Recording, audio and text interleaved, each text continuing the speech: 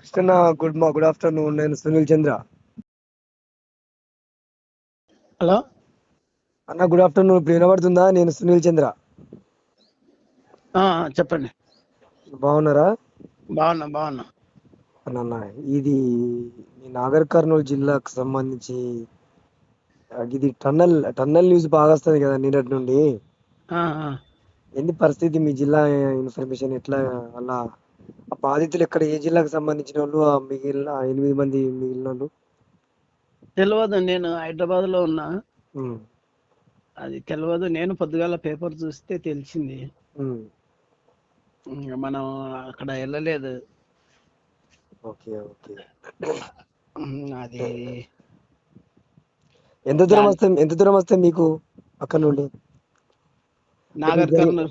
నాగర్ కర్నూలు నుంచి ఇప్పుడు జరిగిన లొకేషన్ ప్లేసు ఆ, మీకు ఎంత దూరం వస్తుంది? మీకు మీ ఏరియాకు 50 కిలోమీటర్లు ఉంటుంది.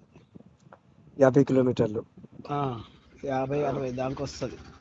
అంటే ఇప్పుడు మనము హైదరాబాద్ నుంచి వెళ్తుంటే ఇటు కొల్లాపూర్ కానీ నాగర్ కర్నూలు కానీ ఇట్లా టచ్ అవుతుందా, లేకపోతే రూట్ ఎట్లా ఉంటుంది? అవేవి తగలవు. ఇప్పుడు శ్రీశైలం పోతాం కదా. ఓకే.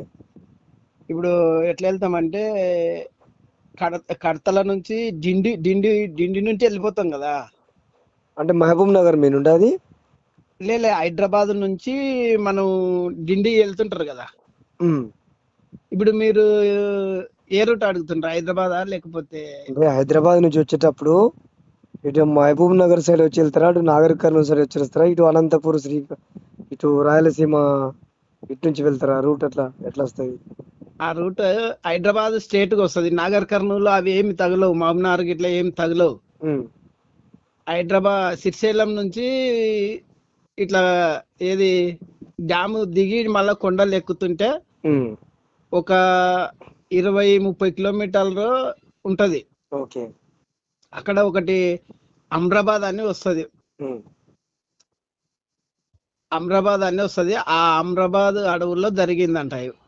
Okay okay. అది చాలా ఘోరమైంది. అదే చూస్తున్నాము టీవీలో.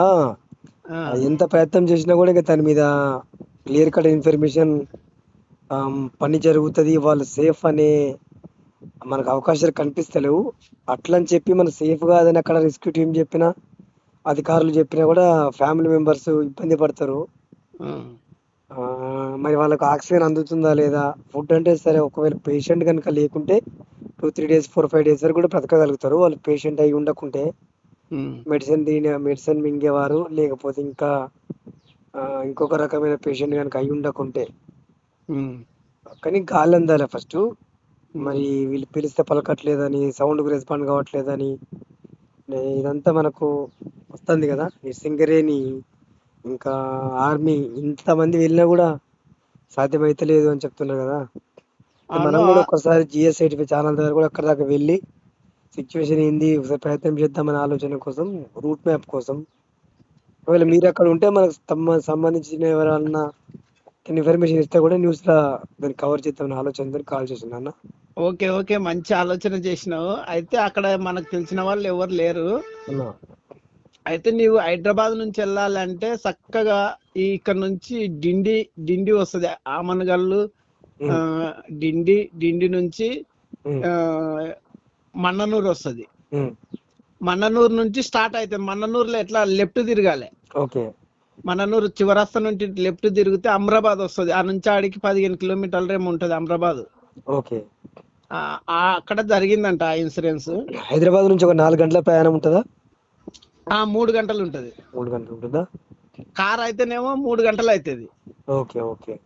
బస్సు అయితేనేమో 4 గంటలు పక్క పడుతుంది. అటు ట్రైన్ రూట్ ఏమి ఉండదా? ట్రైన్ రూట్ ఏమి ఉండదు అక్కడ. ఓకే. మీరు వెళ్ళాలంటే బాగా ఉంటది. కానీ మీరు ఇక్కడ అనే కదా, ఏది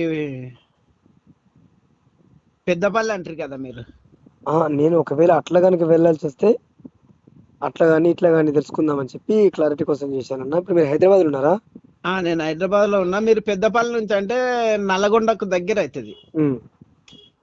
సూర్యాపేట ఉంది కదా, సూర్యాపేట వెళ్ళనికి వస్తుంది మీకు దగ్గరగా. అంటే రూట్ కరెక్ట్ ఉండదు, దూరం దగ్గరే, కానీ మాకు హైదరాబాద్ నుంచి రూట్ కరెక్ట్ ఉంటుంది.